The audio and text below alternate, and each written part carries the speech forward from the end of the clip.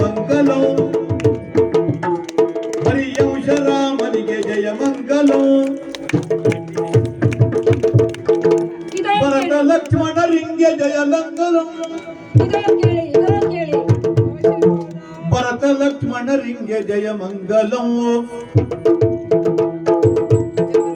ಮೆರೆವ ಶತ್ರುಘ್ನ ದೇವಗೆ ಮಂಗಲೋ ಜಯ ಮಂಗಲೋ ನಿತ್ಯ ಶುಭ ಮಂಗಲೋ ಕಥೆಯ ಕೇಳಿಸಿದರ್ಗೆ ಶುಭವಾಗಲಿ ಸುತರು ತಿಥಿ ಸಂತದಲ್ಲಿ ಮನೆ ಮೊಳಗಲಿ ಸುತರು ತಿಥಿ ಸಂತದಲ್ಲಿ ಮನೆ ಮೊಳಗಲಿ ಪತಿಪತಿಯ ರತೀತ ವಿನತೆ ಸಾಗಲಿ ಸತತ ಸಂಪದದಿಂದ ಮನೆ ಬೆಳಗಲಿ ಜಯ ಮಂಗಳೋ ಶುಭ ಮಂಗಳೋ ಮಂಗಳೋ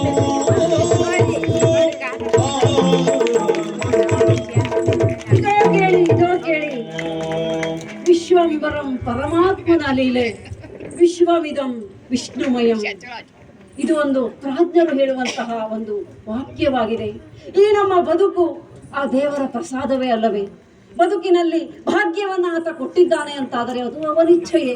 ಹಾಗೆ ಬರಡನ್ನ ಕೊಟ್ಟಿದ್ದಾನೆ ಅಂತಾದರೂ ಅದು ಅವನಿಚ್ಛೆಯೇ. ಭಾಗ್ಯ ಮತ್ತು ಬರಡು ಎರಡನ್ನು ಸಮಚಿತ್ತದಲ್ಲಿ ಸ್ವೀಕರಿಸಿ ಆದರ್ಶವಾದ ದಾರಿಯಲ್ಲಿ ಸಾಗುತ್ತಾ ಆ ದೇವರು ಮೆಚ್ಚುವಂತೆ ಲೋಕ ಮೆಚ್ಚುವಂತೆ ಬದುಕನ್ನು ನಡೆಸಿದರೆ ನಮ್ಮ ಸತ್ಕಾಮನೆಗಳೆಲ್ಲ ನೆರವೇರುತ್ತವೆ ಎನ್ನುವುದಕ್ಕೆ ನಮ್ಮ ಬದುಕೇ ಸಾಕ್ಷಿಯಾಗಿದೆ.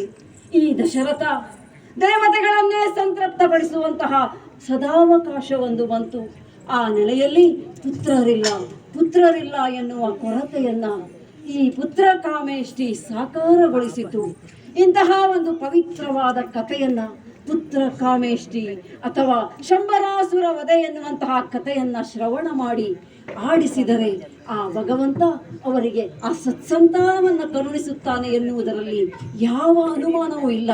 ಲೋಕದಲ್ಲಿ ಯಾವನೋ ಒಬ್ಬ ಮಕ್ಕಳನ್ನು ಅಪೇಕ್ಷಿಸುತ್ತಾನೆ ಅಂತಾದರೆ ಇಂತಹ ಕಥೆಯನ್ನ ರಂಗದಲ್ಲಿ ಆಡಿಸಿದವನಿಗೂ ಆಡಿದವನಿಗೂ ನೋಡಿದವನಿಗೂ ಕೇಳಿದವನಿಗೂ ಸಹಕರಿಸಿದವನಿಗೂ ಆ ಭಗವಂತ ಸಂತಾನ ಸಮೃದ್ಧಿ ಸಂತೃಪ್ತಿ ನೆಮ್ಮದಿ ಎಲ್ಲವನ್ನ ಕರುಣಿಸುತ್ತಾನೆ ಎನ್ನುವುದರಲ್ಲಿ ಯಾವ ಅನುಮಾನವೂ ಇಲ್ಲ.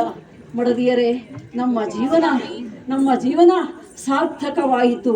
ಅದು ಈ ನಮ್ಮ ಜೀವನದಲ್ಲಿ ಇಂತಹ ಒಂದು ಸುಸಮಯವನ್ನ ಅವಿಸ್ಮರಣೀಯ ಕ್ಷಣವನ್ನ ಒದಗಿಸಿದಂತಹ ಮಂಗಳಾಗ್ರನಾದ ಭಗವಂತನಿಗೂ ಅಂಜನಾದ್ರಿಯ ಹನುಮಂತನಿಗೂ ನಾವೆಲ್ಲರೂ ಶಿರಸಾಷ್ಟಾಂಗವೆರಗೋಣ.